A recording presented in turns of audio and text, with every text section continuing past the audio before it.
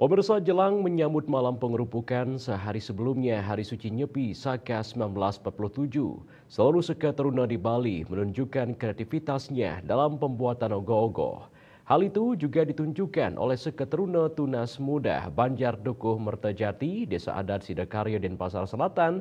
Setiap pembuatan ogoh-ogoh Banjar Dukuh Mertajati tergolong unik, bahkan kali ini ada burung terlihat dalam kelengkapan hiasan ogoh-ogoh.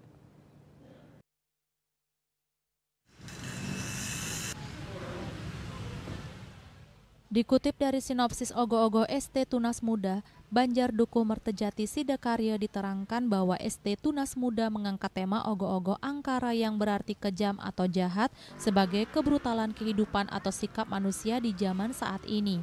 Mengimplementasikan konsep angkara dalam kesatuan wujud ogoh-ogoh dengan menampilkan ketidakselarasan antara mata, hati, dan telinga yang mengakibatkan kebrutalan sosial dengan tampilan glamor atau kemewahan dalam gemerlap yang sekaligus menggambarkan keindahan dunia.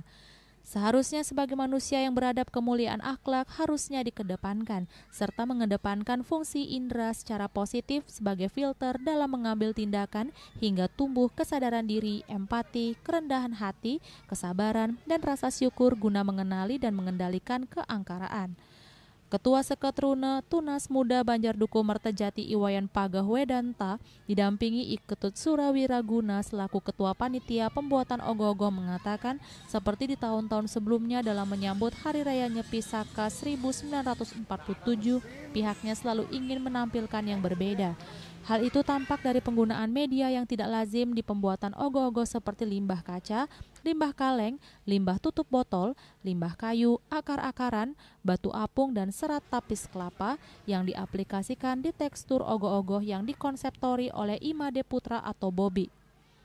Mengingat tema yang diangkat berkaitan dengan alam sehingga dibuat apriari sebagai simbol yang berisi bermacam-macam burung di dalamnya. Untuk tahun ini seperti tahun-tahun sebelumnya, kami selalu ingin menampilkan sesuatu yang berbeda, dan untuk tahun ini kami lebih menggunakan media-media yang bisa kita katakan tidak lazim di dunia ogoh-ogoh, seperti limbah kaca, kemudian limbah kaleng, limbah tutup botol, limbah kayu, akar-akaran, dan masih banyak lagi. Nah, itu kita terapkan atau kita aplikasikan semua di tekstur ogoh-ogoh. Seperti limbah kaca itu kita gunakan di tekstur ogoh-ogoh pertama, kemudian limbah kaleng kita gunakan di tekstur bulu singa untuk hiasan, kemudian untuk rambut juga, kemudian kayu lampu, akar langsing, dan batu apung kita gunakan di bagian aviari, kemudian tutup botol sebagai hiasan juga, dan banyak. Kan terlihat ada burung nih dalam ogoh. Apa maksudnya nih?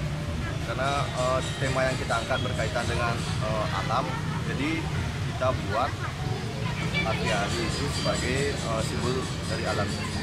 Ketika penggarapan di malam pengerupukan, burung itu tetap ada? Tetap kita usahakan tetap ada. Ogoh-ogoh angkara ST Tunas Muda ini juga ikut sebagai peserta lomba untuk ajang Kesange Festival yang digelar pemerintah Kota Denpasar pekan depan dan telah dinilai pada Jumat 14 Maret 2025.